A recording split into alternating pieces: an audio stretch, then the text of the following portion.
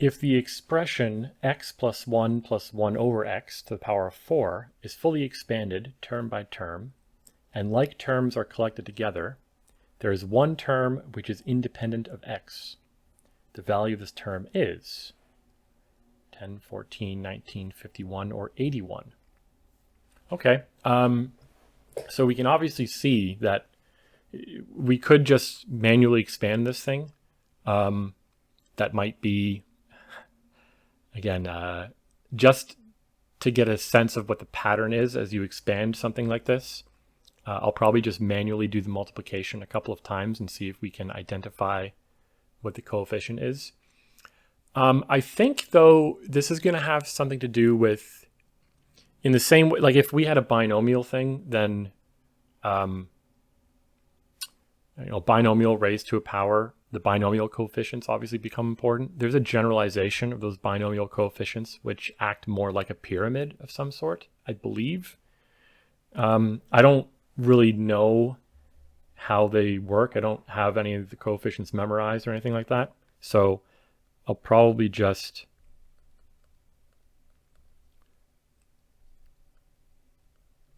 go ahead and expand this manually and see if I can identify what the pattern is and sort of go with that. I guess maybe a smart thing to do is we don't need to expand the whole thing, because I don't care about the x squareds and so on. Oh, but I might need those when I multiply again. Yeah, let's just do it and see what happens. So I have x squared plus x plus 1 plus x plus 1 plus 1 over x squared. Nope. Plus 1 over x plus 1 plus 1 over x plus 1 over x squared. So that's x squared plus 2x plus, this can't be right. Maybe it's right. 3 plus 3 over x plus 1 over x squared. No, 2 over x. Ugh. And then we can multiply that by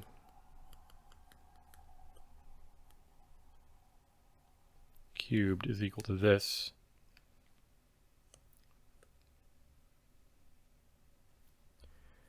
Times that thing again. So this is where maybe it is, if they had asked for this expression raised to the power of 10 instead of 4, there's no way I would go through with all of this.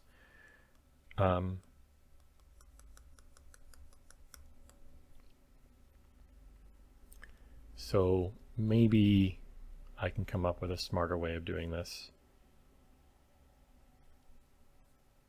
What if I do it using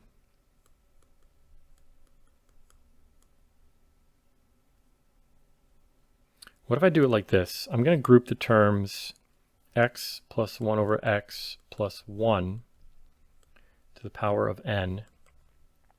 So sum as k goes from 0 to n of x plus 1 over x to the k times n choose k.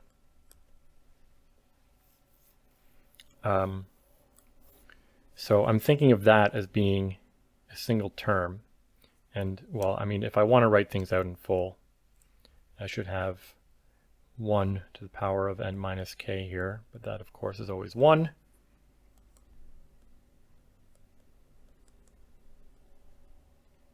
X plus 1 over x to the k times n choose k. And now I want to extract from this the terms that don't end up with an x. So if k is odd,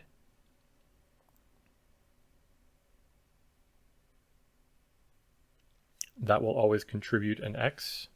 So I only care about even values of k. Let's now let n equal 4.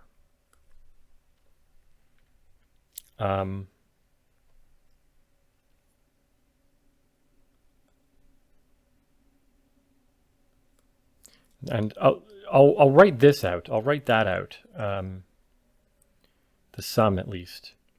So when k is equal to 0, I have n choose 0. When k is equal to 1, I have x plus 1 over x, n choose 1. X plus 1 over x squared, n choose 2, plus x plus 1 over x cubed, n choose 3, and x plus 1 over x to the 4 times n choose 4. Okay, so these both have an x in it, so I don't care about that term. This one, everything will have an x or a 1 over x, or at least, right? Like there will be an x cubed, there will be an x squared divided by x, which is x. So I don't care about these terms at all. They won't have any constant terms in them. I'm not going to write equals because these things are not equal, but in terms of the things I care about, n choose 0 is 1. And then here, when I expand that, the only term that does not have an x in it will be when I square it, I have 2x times 1 over x, so that's going to be plus 2. Oh, and these n's should all be 4s now.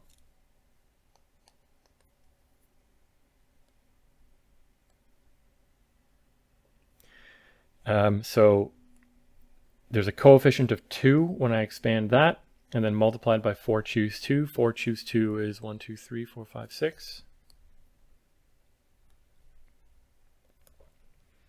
And then how do I get a constant term out of that? Well, that'll be the middle term of the binomial expansion, which is actually 4 choose 2, right? So that's going to be 6 again. And 4 choose 4 is 1. So 12 plus 6, 18, 19. Is that one of the options? Yes, that's option C.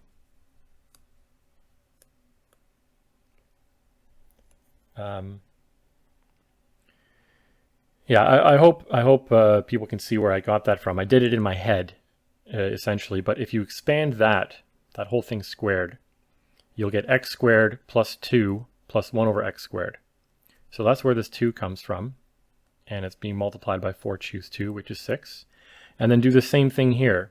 I didn't, of course, expand this whole thing in my head, but when you expand that whole thing, every term will have an even power of x, positive or negative, and of course the only power of x we care about is x to the 0. So x to the 0 happens when x and 1 over x are multiplied by each other in equal amounts, like twice. We need x squared times 1 over x squared.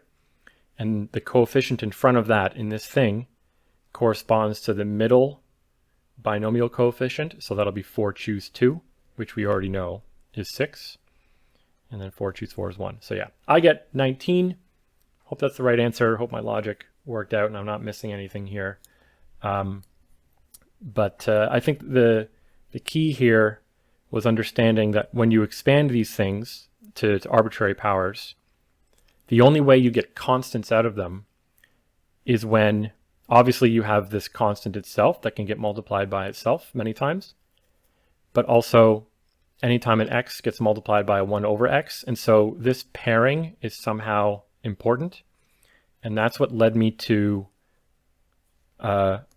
group this, thinking of that as one term, and then writing out the binomial expansion for that, where I think of this thing as a single term, because this pairing is somehow important with respect to this problem. Yeah, nice little question. I'm sure there are other creative and intelligent ways to do this, maybe a lot faster than what I've done. But yeah, it helps to have a general understanding before you go about expanding big, ugly things like this. If I have a mistake, I'll let you know. Thanks for watching.